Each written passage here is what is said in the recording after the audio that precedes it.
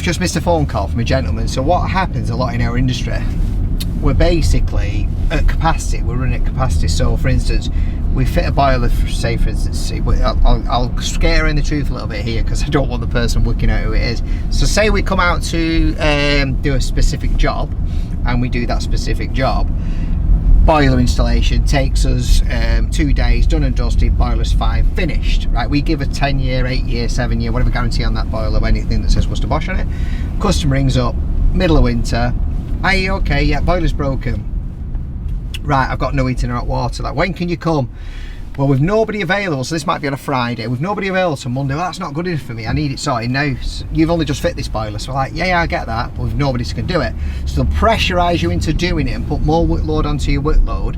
And we have to say yeah because you're scared that you're going to upset them. And now I've decided I'm not going to say yeah anymore. I'm just going to have to be more transparent and truthful. So basically what'll happen is, yeah, we'll come, and then we let them down. Right, okay, so then it becomes Monday. So the appointment that we've probably said at the office, we can do Monday morning for you. So I've said I can come Saturday. Now, because we've not allowed that Monday appointment, he still can't get Monday.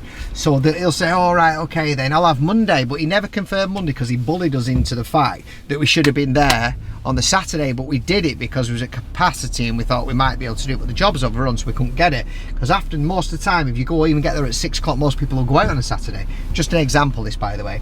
So anyway, if future things happen like this now, so I keep it clear. So if we can't make it, we can't make it, and obviously we don't want them to go somewhere else, but we want to return back. But if we can't make it, we can't make it. So next time, I'm probably just going to say, I don't know if anyone agrees with me here, is look, we can't do it that day, we can do it this day. Because if you get bullied into and you let them down, it's only prolonging the fact that you might not get there on the day that you've promised them, but you could actually fit them in the diary. So if we get a boiler that's broken down and it's something simple, for instance, we can pretty much solve it quickly. Well, in this instance, there's something drastically wrong with the system, because when I got there, which was the other day, so I got out to it, it was needed to be backfilled. So I backfilled it on my own.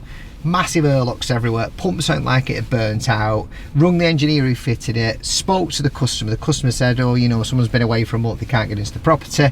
So now I feel really guilty now because I can't get to them. So now we're gonna have to prolong it again. So then the customer will get back onto me and give me probably a load of verbal, which I don't know how to control. But I think, like, if I ring the doctors up and I say I need a doctor's appointment, and I say I want it now, they'll tell me to go A&E. If it's an emergency. So no heating or hot water is an emergency in a way, but it's not like life threatening or death threatening, but it is, it's really uncomfortable, it's not nice.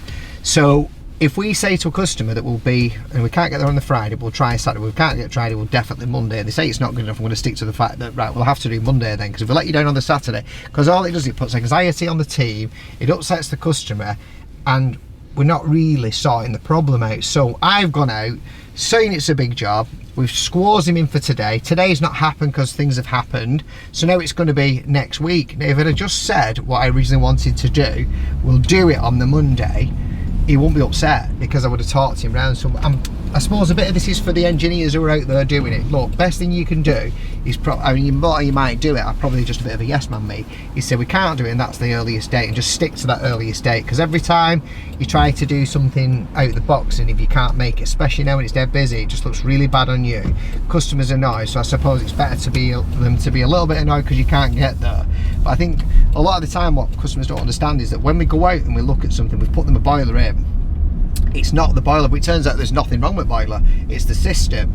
So now that customer is going to be a paid job. So when it becomes a paid job, that's another thing you'll have to deal with, because they will be very reluctant to pay you if they've paid you £5 for a boiler in 6 months prior to it going again. But the system's failed, and I suspect what's happened is the system is getting aerated somewhere, and over time it's losing the water content in the system, and it's running dry. And I think because it's been left for a month, it's run the pump dry and burnt out the pump, and also the system isn't filling, or it's airlocking somewhere. So we're going to have to go back.